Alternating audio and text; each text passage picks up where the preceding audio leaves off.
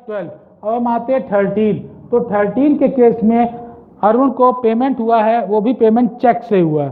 तो बेटा जब हम मेसर्स अरुण एंड सन्स को चेक से पेमेंट करेंगे, चेक मैंने बताया था बैंक के लिए यूज करिएगा, तो यहाँ पर 13 को चेक से payment by Messrs Arun and sons 985, इसका हमने पेमेंट कर दिया 985 के लिए। देन ब्लोइंग हिंट कर रहा है, मतलब डिपॉजिट है, कॉन्ट्रा है, तो जब कॉन्ट्रा होगा तो देखिए इधर भी सी है और इसलिए इधर भी कॉन्ट्रा के लिए वैल्यू सी दे रखी है।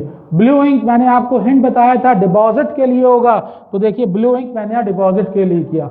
डिपॉजिट के केस में कैश माइनस होगा, बिल्कुल सही माइनस है। बैंक फिर प्लस होगा, बिल्कुल सही, देखिए बैंक प्लस है। तो यहाँ पर हम लोगों ने 715 रुपीज बैंक में डिपॉजिट किए, तो जैसे ही बैंक में डिपॉजिट किए तो कैश क्या हो गया, कैश हमारा माइनस हो गया, बैंक क्या हो गया, प्लस हो गया। हमारे पास ऑप्शन कैश के थ्रू भी करने का है, बैंक के थ्रू भी करने का है। तो अगर हम इसको बैंक के थ्रू समझते हैं कि डिपॉजिट इनटू बैंक, तो बैंक बेटा क्या हुआ, प्लस हुआ। इसके पहले जो मैंने समझाया था वो मैंने आपको बैंक के थ्रू ही समझाया था, तो पहले मैं बैंक से समझा देता हूं और फिर कैश से भी इसको समझा देता हूं। तो देखिए डिपॉजिट में बैंक प्लस हो रहा है, तो अगर बैंक प्लस होगा तो हमें एंट्री किधर करनी है, बिल्कुल सही आपके दिमाग में डेबिट में करनी है। डेबिट में फिर बात आती है कि हम कैश कॉलम में लिखेंगे या बैंक कॉलम में, क्योंकि बैंक प्लस हो रहा है तो हम किस में लिखेंगे, बैंक कॉलम में लिखेंगे। देखिए हमने बैंक कॉलम वैल्यू लिख दी, कैश डैश हो जाएगा। फिर आपको रूल बताया था कि अगर बैंक कॉलम है तो जस्ट अपोजिट कैश लिखना होगा, तो इसके लिए देखिए यहाँ पर हमने क्या लिखा, टू कैश। ये हो गई 16 की एंट्री, टू कैश अकाउंट। और कॉन्ट्रा इसलिए कि इसकी अपोजिट भी हमको एंट्री करनी है। और अपोजिट के लिए मैंने सिंपल रूल बताया, कुछ घबराने की जरूरत नहीं, सब कुछ अपोजिट। कैसे अपोजिट, देखिए टू था, टू का उल्टा बाई, कैश का उल्टा बैंक, यहाँ पर डैश था, यहाँ पे वैल्यू 715, यहाँ पे वैल्यू 715, तो यहाँ पर डैश, बिल्कुल सिंपल। सर आपने ये भी कहा था कि अगर हम कैश के थ्रू करें तो वो भी बताएंगे। अब देखिए कैश के थ्रू बताते हैं, क्या था, कैश माइनस, डिपॉजिट करेंगे तो कैश माइनस, इतना आपको समझना ही होगा कि डिपॉजिट करते समय कैश माइनस होता है, पॉकेट से कैश कम होगा और बैंक प्लस होगा। तो अगर हम कैश को बेस बना के करें तो कैसे होगा, कैश माइनस हो रहा है तो ये समझिए कैश माइनस हो रहा है, तो हम डेबिट में करेंगे या क्रेडिट में करेंगे, सर माइनस हो रहा है क्रेडिट पे करेंगे, बिल्कुल ठीक, क्रेडिट में आ जाते हैं। कौन माइनस हो रहा है, कैश कॉलम, तो सीधे सीधे हम लोग कैश कॉलम पे पहुंच जाएंगे। देखिए कैश कॉलम में 715, तो बैंक तो डैश हो गया, ओके। देन जब कैश कॉलम लिखा है तो पर्टिकुलर में ठीक उल्टा लिखना है बैंक, तो ये हो गया by bank, by bank account, simple contra, सी हो गया। तो आप चाहे कैश के थ्रू करिए चाहे बैंक के थ्रू करिए, थोड़ा टिपिकल है, मैं समझता हूं कि कॉन्ट्रा थोड़ा सा टफ हो जाता है, मगर थोड़ा रिवाइंड करके एक दो बार देखेंगे तो ये आपके लिए काफी इजी हो जाएगा। देन नेक्स्ट ट्रांजैक्शन जो 17 गिवन है वो ड्राइंग्स के ऊपर गिवन है। 17 में साफ साफ लिखा हुआ है drew cash for his son's birthday. Son है मतलब पर्सनल है, और जब पर्सनल होता है तो हमेशा वो बेटा क्या होता है, ड्राइंग्स होता है। तो ये 17 देखिए ड्राइंग्स है, और यहाँ पर हमने 175 कैश कॉलम में लिखा। सर कैश क्यों, बेटा ट्रांजैक्शन में लिखा है ड्रू कैश, अगर बैंक होता तो हम बैंक कॉलम में मेंशन कर देते। देन इसके बाद 19 receive the cheque from Naveen, receive the cheque. अब चेक रिसीव किया और ट्रांजैक्शन कह रहा है कि एज्यूम कर लिया सेम डे बैंक में डिपॉजिट है, तो बेटा अगर रिसीव किया सेम डे बैंक में डिपॉजिट किया तो रिसीव की एंट्री किधर होगी, डेबिट पे होगी। और बैंक में डिपॉजिट किया तो नवीन के केस में ये देखिए बैंक में डिपॉजिट 380 रुपीज कर दिया और ये 19 का हो गया। सर ये स्टार क्यों बनाया है, इसलिए कि ये इंपॉर्टेंट है यहाँ पर स्टार, इसलिए क्योंकि चेक से रिगार्डिंग है, और चेक में ये एज्यूम हो गया कि सेम डे डिपॉजिट है। अगर सेम डे डिपॉजिट नहीं होता तब हम इसको क्या करते, नेक्स्ट वीडियो बता के बताऊंगा कि चेक इन हैंड के ऊपर ही स्पेसिफिक वीडियोस बना दूंगा कि जब चेक हम रिसीव करें, सेम डे डिपॉजिट करें, अदर डे डिपॉजिट करें, तब क्या होगा। मगर ये स्टार इसी के लिए ही है, और साथ में इसमें आगे ट्रांजैक्शन है कि जो चेक हमने बैंक में डिपॉजिट किया वो डिसऑनर हो गया, अभी उसके ऊपर भी आते हैं। तो अब 19 के बाद में हमारा नेक्स्ट है 20 कैश सेल्स, इजी है, cash sales, incoming of cash है 200 का, तो 200 का कैश हो गया, और 20th पे 2 सेल्स हमारे पास गिवन हो गया। Then 25th drew from bank और ऑफिस यूज, देखिए रेड इंक है, विड्रू फ्रॉम बैंक और ऑफिस यूज, मतलब बैंक से मनी हमने विड्रॉन करी, मनी बैंक से विड्रॉन करी तो क्या होगा बैंक, यस माइनस, बिल्कुल ठीक, बैंक माइनस और ऑफिस प्लस। तो अगर हम कैश से एंट्री करना चाहें, कैश प्लस हो रहा है तो प्लस होने का मतलब कैश के डेबिट में हम करेंगे। तो बेटा कैश के हम डेबिट के लिए आते हैं, तो डेबिट में कैश में देखो 200 रुपीज कैश कॉलम में लिखा, क्योंकि कैश प्लस हो रहा है और बैंक डैश कर दिया जाएगा, क्योंकि बैंक का इफेक्ट माइनस का है तो हम क्रेडिट पे शो करेंगे। फिर आपको पता है अगर कैश कॉलम है तो इसका जस्ट अपोजिट हमें लिखना होता है बैंक, तो यहाँ पर हम बैंक लिखेंगे। आफ्टर देन क्योंकि कॉन्ट्रा है तो सी लिखेंगे, और इसका जस्ट अपोजिट ठीक उल्टा उल्टा लिखते जाओ, कोई घबराने की जरूरत नहीं। देखिए कैसे, यहाँ लिखा 25 में 2, यहाँ हो गया बाई, यहाँ पर है बैंक, जस्ट अपोजिट कैश। यहाँ कैश कॉलम में अमाउंट लिखा था तो यहाँ कैश कॉलम में डैश, यहाँ पे बैंक कॉलम में डैश करा था तो यहाँ बैंक कॉलम में अमाउंट 200। ये हो गया आपका कॉन्ट्रा भी कंप्लीटेड। देन नेक्स्ट है 26, purchase furniture 1000 and payment made by cheque. अब चेक से आपने पेमेंट किया है, हाँ सर समझ गए, चेक मतलब बैंक, करेक्ट। तो बैंक कॉलम पे हम आएंगे तो बैंक में 1000 चेक से पेमेंट था, 26 को बाय फर्नीचर। सर यहाँ फर्नीचर लिख रहे हैं, परचेज किया, परचेजेस क्यों नहीं लिखा? बेटा इसलिए क्योंकि फर्नीचर जो है वो आपका एसेट्स है, और एसेट्स हमेशा नेम से मेंशन किए जाते हैं, इसलिए हमने यहाँ फर्नीचर 26 का मेंशन किया। 27 अब इंपॉर्टेंट है कि नवीन का जो ये चेक था बेटा डिसऑनर हो गया। डिसऑनर का मतलब है कि बैंक में वो चेक कैश में कन्वर्ट नहीं हुआ, तो इसका मतलब हुआ जब डिपॉजिट किया था प्लस किया, डिसऑनर हुआ तो माइनस हुआ, तो अपोजिट में एंट्री होगी। तो ये एंट्री आपकी किसकी है? डिसऑनर की। ये एंट्री हो गई डिसऑनर। तो क्या सर डिसऑनर की एंट्री हमेशा माइनस ही होती है? यस। तो सर डिसऑनर की एंट्री फिर हमेशा क्रेडिट ही होगी? यस। तो इसलिए डिसऑनर हो गया 27, 380 बैंक था तो बैंक कॉलम में लिखा, कैश से कोई मतलब नहीं था, बैंक माइनस था, वैल्यू लिखी। मगर यहाँ पर बैंक ने इसकी वजह से चार्जेस भी आपके ऊपर लगाए, क्योंकि डिसऑनर हुआ तो फाइन लगाया, समझिए फाइन लगाया, तो वो बैंक चार्जेस है, बैंक में ही माइनस होगा, तो इसलिए आपने बैंक को चार्जेस पे किए और नेम है इसका बैंक चार्जेस। तो यहाँ पर टर्न हो गया बाय बैंक चार्जेस 5 रुपीज, ये बैंक चार्जेस की बात हो गई 5 रुपीज।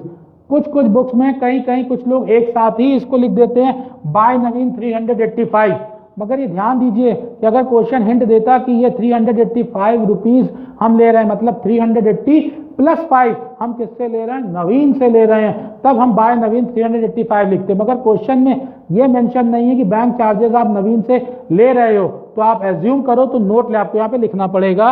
27 के बाद नेक्स्ट है हमारा 29, purchase business premises. Business premises का मतलब है कि हमने बिल्डिंग परचेज करी, परचेज करी मतलब आउटगोइंग है, चेक से पेमेंट किया, यस बैंक। तो चेक से पेमेंट किया 12,000 का तो बैंक में लिख दिया, बाय बिल्डिंग हमारे पास वैल्यू हो गई 12,000। इस तरह से चेक का पेमेंट कंप्लीट होता है। देन हम आते हैं 30th पे, रिसीव चेक 685 फ्रॉम हरीश। अब देखिए यहाँ पे चेक हरीश से रिसीव तो किया है, मगर ये नहीं लिखा कि इमीडिएटली बैंक पर डिपॉजिट है, मगर तब भी इसको हम लोग बैंक पे ही लिख रहे हैं। तो ये देखिए डिपॉजिट किया 685 टू हरीश 30th अप्रैल को 685 बैंक में। सर ये कौन सी बात हुई? पिछली बार तो लिखा हुआ था कि चेक इमीडिएट डिपॉजिट है, यहाँ तो कुछ इमीडिएट डिपॉजिट ही नहीं, तब भी आपने क्यों कर लिया? समझिए, यस बहुत सही क्वेश्चन आपके मन में है।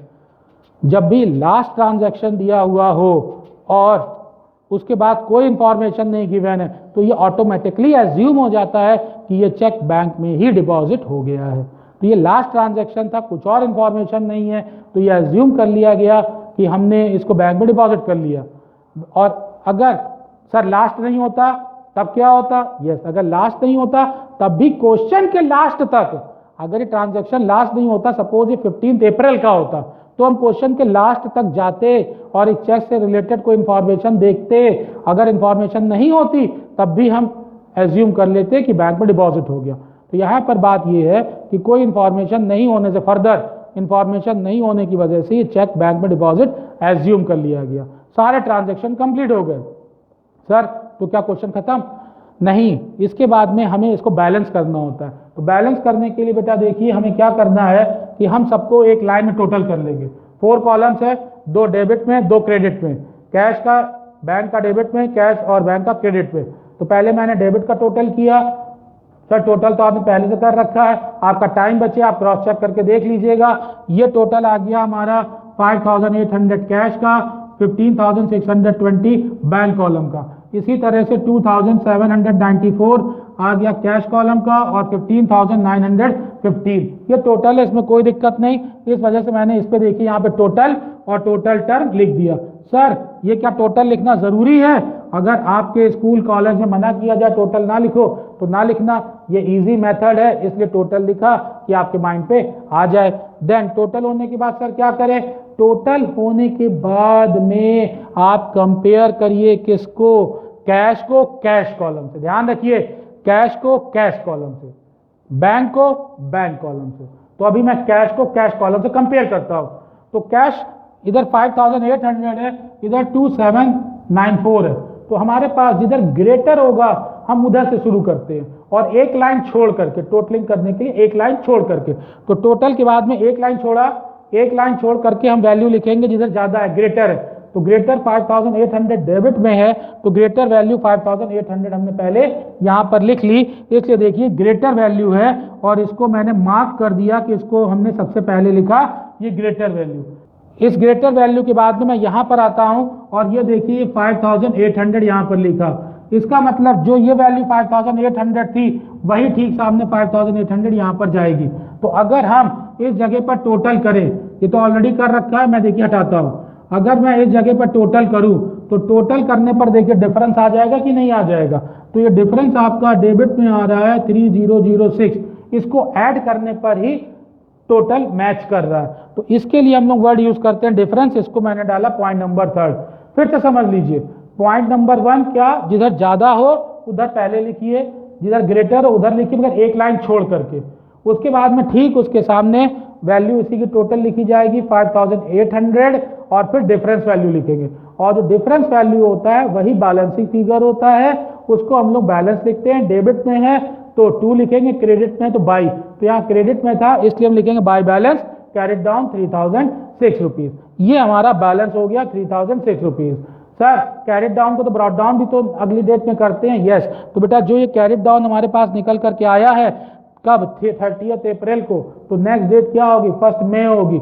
इसी को ठीक हम आगे फॉरवर्ड कर देंगे। ये देखिए मैंने एरो बनाया आपको समझाने के लिए। नेक्स्ट डेट है 1 मई, अप्रैल के बाद नेक्स्ट डे 1 मई। 1 मई को 2 बैलेंस ब्रॉट डाउन और ये वैल्यू 3006 रुपीज। ये सिर्फ कैश कॉलम अभी हुआ है। अब हम आते हैं बैंक कॉलम के ऊपर। तो बैंक कॉलम में इधर है 15,620 और इधर है 15,915। तो बेटा एक्स ग्रेटर किधर है? इधर है 15,620, इधर है 15,915। तो इसका मतलब ग्रेटर वैल्यू आपकी किधर आई? क्रेडिट में। तो ग्रेटर वैल्यू आपने पहले इधर लिखी, number 1, this is your greater value. और जो ग्रेटर वैल्यू आए उसी वैल्यू को दूसरी तरफ जिधर कम है उसी के सामने यहाँ लिख देना है। तो उसके सामने मैंने यहाँ लिखा 15,915 और आप देखेंगे कि यहाँ पर इसमें डिफरेंस आ रहा है, डिफरेंस डेबिट में आ रहा है और डिफरेंस की वैल्यू आपकी है 295। इसी डिफरेंस को हम लोग लिख देते हैं। तो बैलेंस के टाइम पर जो डिफरेंस वाली वैल्यू होती है उसी को हम लोग बैलेंस कैरिड डाउन कहते हैं। ये डेबिट में है इसलिए लिखेंगे 2 बैलेंस कैरिड डाउन। देखो लिख दिया है ओवरड्राफ्ट। क्यों ओवरड्राफ्ट? क्योंकि ये बैंक का निगेटिव बैलेंस है।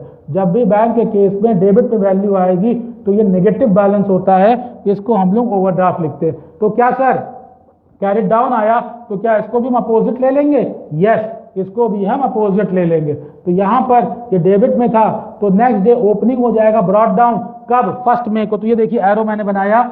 इस आप एरो एग्जाम में नहीं बनाएंगे,